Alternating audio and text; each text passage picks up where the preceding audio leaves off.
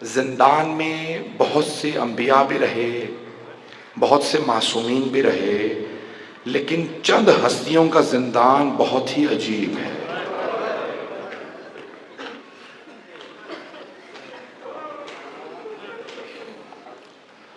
انبیاء علیہ السلام میرے جناب ابراہیم علیہ السلام کو بھی زندان میں رکھا گیا، آپ جانتے ہیں نا، بہت سے انبیاء زندان میں رہے، جناب یوسف علیہ السلام بھی، لیکن عزیزان گرامی تین ہستیوں کا زندان بڑا دردناک ہے۔ اگر تینوں ہستیوں کا کچھ نہ کچھ آپ کے سامنے بیان کر دوں، تین ہستیوں کا زندان بہت دردناک ہے۔ پہلے امام زین العابدین،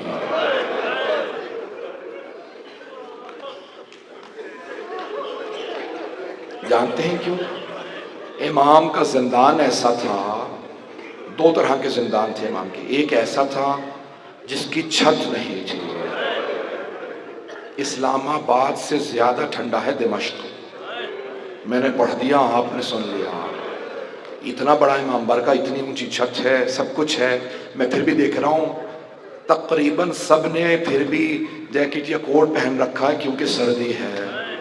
میری طرف دیکھیے گا، اور اگر چھت نہ ہوتی، مجھے آواز آ رہی ہے، میری مائیں بہنیں بیٹیاں بھی آئے ہیں نا، بھئی یہی امام سجاد کی مظلومیت ہے، مولا پھپھیوں کے ساتھ زندان میں تھے۔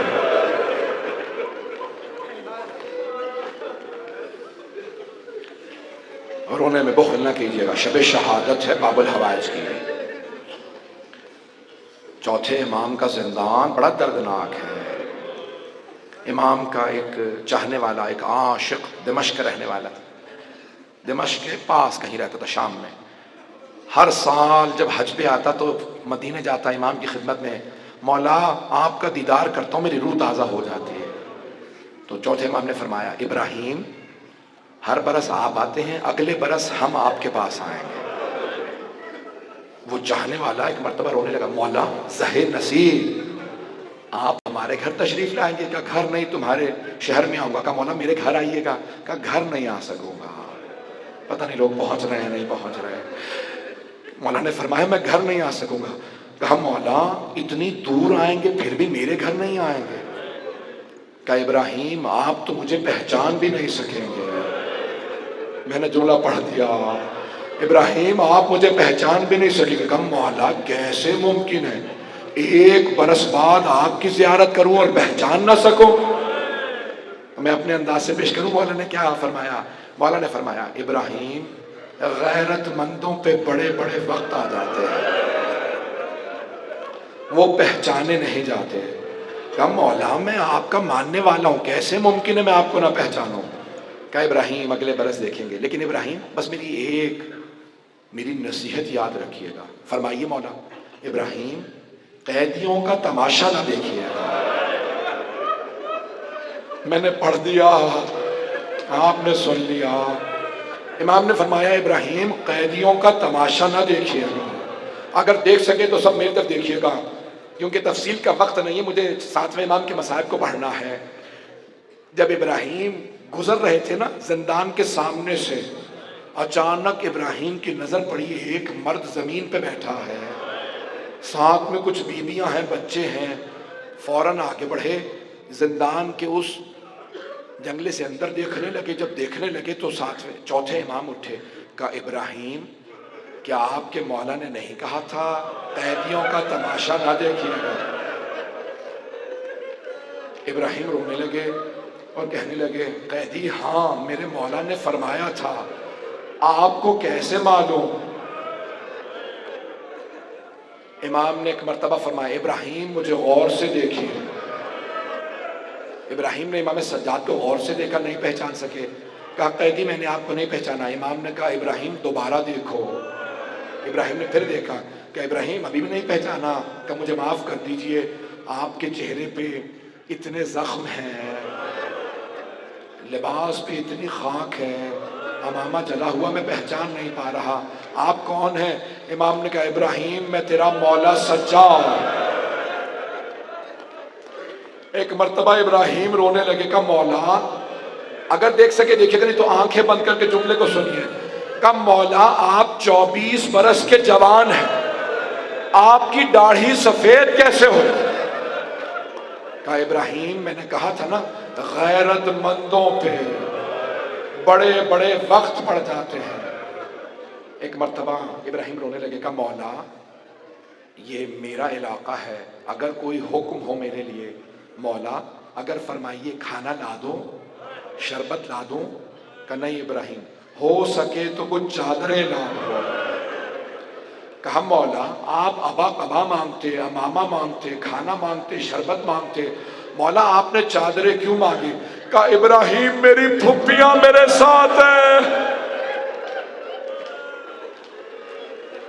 اجرکم اللہ۔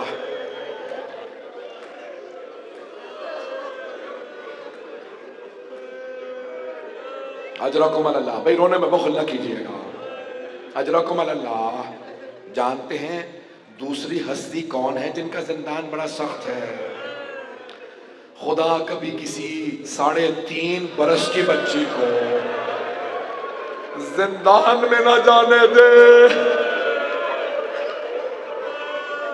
اس بچی کے لیے زندان اس لیے دردناک تھا کہ اس بی بی کو باپ کے سینے پہ سونے کی عادت۔ اجرکم اللہ۔ اجرکم اللہ۔ ابھی بھی اگر کوئی نہ روئے تو مجھے نہیں معلوم کیا پڑھو۔ اگر آپ میں سے کسی کے گھر میں کوئی چھوٹی بیٹی یا بہن ہو تو آج پیار کر کے کہیے گا خدا کسی چھوٹی بچی کو یتیم نہ کرے۔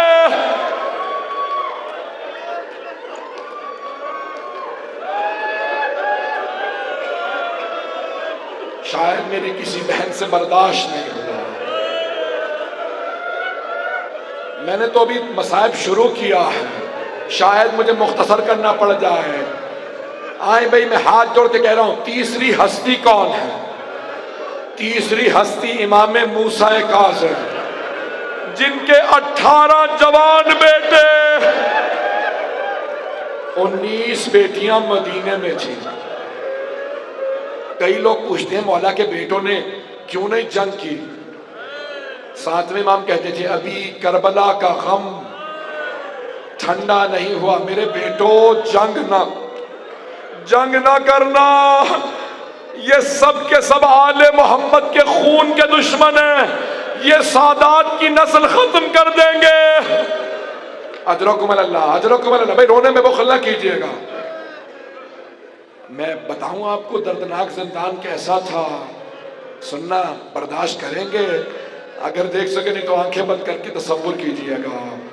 امام کا ایسا بھی زندان تھا جہاں امام جب نماز کے لیے کھڑے ہوتے تو قیام نہیں کر سکتے تھے۔ امام کا قد بڑا تھا، زندان کی چھت چھوٹی تھی، امام سیدھے کھڑے نہیں ہو سکتے تھے۔ اجرکم اللہ۔ اجرکم اللہ۔ پتہ نہیں سارے مسائل پڑھوں نہ پڑھوں۔ آپ جانتے ہیں نا جب عید آتی ہے، تہوار آتے ہیں، بیٹیاں انتظار کرتی ہیں ہمارے بابا آئیں گے ہمیں عیدی دیں گے، اور اگر کسی امام کی 19 بیٹیاں ہر عید پہ بھائی سے کہیں اے بھائی رضا کیا اس عید پہ بابا تشریف لائیں گے؟ امام رضا رو کے فرماتے اس عید پہ بھی بابا نہیں آئیں گے۔ آپ جانتے ہیں نا بیٹیاں پھر عید نہیں مناتی ہیں، بیٹیوں کو باپ سے بڑی محبت ہوتی ہے۔ خدا کسی بیٹی کو نہ دکھائے کہ جب لوگ باپ کو مار رہے ہوں۔ میدان کربلا میں ایک بیٹی دیکھ رہی تھی جب تیر چل رہے تھے۔ اجرکم اللہ۔ اجرکم اللہ۔ 5ویں امام کی حدیث ہے نا، شہادت میں امام موسیٰ کاظم کی کل پوری پڑھوں گا۔ 5ویں امام کی حدیث ہے، کیسے پڑھوں یہ حدیث؟ امام محمد باقر علیہ السلام فرماتے ہیں میرے دادا حسین کو جس کے پاس تلوار تھی اس نے تلوار سے مارا، جس کے پاس تیر تھا اس نے تیر مارا، جس کے پاس نیزہ تھا اس نے نیزہ مارا، جس کے پاس گرز تھا اس نے گرز مارا، جس کے پاس کچھ نہیں تھا اس نے لاٹھیوں سے مارا، جس کے پاس لاٹھی بھی نہیں تھی اس نے پتھر مارا۔ اجرکم اللہ۔ رونے میں بخل نہ کیجیے۔ آج شب شہادت ہے. آپ جانتے ہیں نا پورے عراق سے لوگ کاظمین جا رہے ہیں. میں نے دیکھا اتنی سردیاں بغداد میں، شدید سردی، 70 سے 80 لاکھ زائرین آنے والے ہیں. اور جانتے سب کہاں جائیں گے؟ سب کہہ رہے ہیں ہم پلے بغداد پہ پرسا دیں گے جہاں ایک امام کا لاشا دھوپ میں پڑا رہا. اجرکم اللہ، اجرکم اللہ. بس بھائی زیادہ نہیں پڑھوں گا، 5 سے 7 منٹ کی زحمت دوں گا، برداشت کر لیں کتنی دیر. عزیزان گرامی، آپ جانتے ہیں نا تاریخ میں کچھ لاشیں دھوپ میں پڑے رہے ہیں. جب بنی اسد کی خواتین 13 محرم کو گھروں سے نکلی نا تو ان کے کانوں میں ایک بی بی کے رونے کی آواز آ رہی تھی. وہ بی بی رو رو کے کہہ رہی تھی میں نے چکیاں پیس کے پالا تھا، میرے لال کا لاشا دھوپ میں پڑا. اجرکم اللہ، اجرکم اللہ. بس بھائی آپ جانتے ہیں کوئی برداشت نہیں کرتا، لاشا دھوپ میں پڑا رہے. امام زمانہ کہتے ہیں میرا سلام میرے اس دادا پہ جنہیں زندان کی تاریکیوں میں شکنجا کیا گیا. عزیزان گرامی، میں بس ایک جملہ یہاں پہ پڑھ کے تمام کر رہا ہوں، اب آپ سے شاید برداشت نہ ہو. آپ جانتے ہیں نا 3 ایسے تابوت برآمد ہوتے ہیں جن پہ زنجیریں لٹک رہی ہوتی ہیں. ایک چوتھے امام کا تابوت، ایک چھوٹی سی بی بی کا تابوت اور ایک 7ویں امام کا تابوت. میں نے پڑھ دیا، آپ نے سن لیا. جب ایک شیعہ نے سوال کیا نا بنی عباس کے ان سپاہیوں سے، کیا بات ہے قیدیوں کی زنجیریں کاٹ دی جاتی ہیں، تم نے ہمارے مولا کی زنجیروں کو کیوں نہیں کاٹا؟ تو ایک مزدور کہنے لگا جسے پیسے دے کے لاشا اٹھوایا تھا، تمہارے امام کی زنجیریں گوشت کھا کے ہڈیوں میں چلی گئی تھی. اجرکم اللہ. مجھے ابھی بھی بتایا گیا تابوت برآمد ہوگا. بس بھائی 2 منٹ کی زحمت دوں گا، اگر اب میں تابوت کے مصائب نہ پڑھوں تو حق ادا نہیں ہوگا. میری آپ سب سے درخواست ہے آج جو بھی تابوت کو کاندھا دے امام رضا کو ضرور پرسا دے، لیکن ایک مرتبہ قوم کا رخ کر کے کہے اے معصومہ قوم. جب آج کی شب یہی شب تھی، جناب معصومہ قوم نے سب بہنوں کو جگایا، اٹھو ہمارا بھائی صحن میں رو رہا. ساری بیویاں اٹھ کے صحن میں آئیں. اے بھائی رضا کیا بات ہے، بھیا اتنا کیوں رو رہے ہیں؟ مولا نے رو کے فرمایا آج رات ہمارے بابا کو زہر دے دیا گیا. ساری بیٹیاں رونے لگی، ہائے ہمارے بابا پردیس میں مارے گئے، خدا نہ کرے کسی کا باپ پردیس میں شہید ہو. اجرکم اللہ، اجرکم اللہ. بس بھائی 2 منٹ میں تابوت برآمد ہو رہا، میں آخری جملے پڑھ رہا ہوں، لیکن میں ہاتھ جوڑ کے کہوں گا بی بی میرے پاس جو کچھ ہے آپ ہی کے حرم کا صدقہ ہے. لیکن بی بی میں ہاتھ جوڑ کے آپ کی خدمت میں کہوں بی بی جب آپ کو آپ کے بابا کی شہادت کی خبر ملی آپ کو تازیانے تو نہیں نہ مارے گئے؟ بی بی کربلا میں ایک چھوٹی سی بی بی، کانوں کی بالیاں، چہرے پہ نشان، ہائے پلے بغداد پہ لاشا پڑا ہے، صبح زائرین جائیں گے. بس بھئی تابوت برآمد ہو گیا ہے. آخری جملہ سن لیجئے، جب آپ تابوت کی زیارت کریں نا تو ایک مرتبہ کہیے گا جناب سیدہ سے بی بی آپ کے بیٹے موسیٰ کاظم کا پرسہ دینے آئے ہیں. بی بی ہمیں پتہ ہے آپ جنت البقیع سے کاظمین آ گئی ہیں. بی بی 70 لاکھ زائرین آپ کو پرسہ دینے کاظمین آ رہے ہیں. بی بی ہم یہاں اسلام آباد سے آپ کو پرسہ دیتے ہیں. بی بی قسم کھا کے کہتے ہیں اگر یہ شیعہ بغداد میں ہوتے ہم کبھی بھی امام کے لاشے کو تابوت کو دھوپ میں یا امام، یا حسین، یا حسین. بس بھئی اے باب الحوائج، میں دعا کرتا رہوں گا، آپ زیارت کرتے رہیے.